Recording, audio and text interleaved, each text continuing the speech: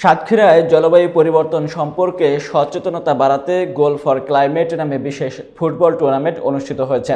বিস্তারিত থাকছে মোকাররম বিল্লাহ ইমনের প্রতিবেদনে।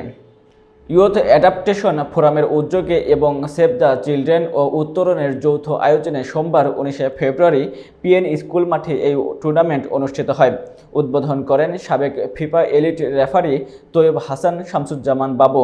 বিশেষ অতিথি ছিলেন সাতক্ষীরা জেলা ক্রীড়া অফিসার মাহবুবুর রহমান, নারী ফুটবল দলের অধিনায়কের পিতা খন্দকার আরিফ হাসান প্রিন্স সহ অন্যান্য অতিথিরা। জলবায়ু পরিবর্তনের প্রতীক হিসেবে সিডর, আইলা, আফফান ও টাইফুন নামে 4টি দল গঠন করা হয়। ফাইনালে আফফান দল টাইফুন দলকে হারিয়ে চ্যাম্পিয়ন হয়।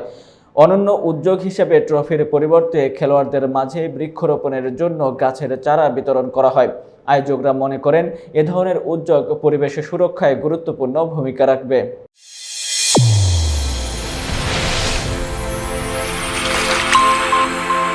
চ্যানেল A1 হৃদয়ের স্পন্দন।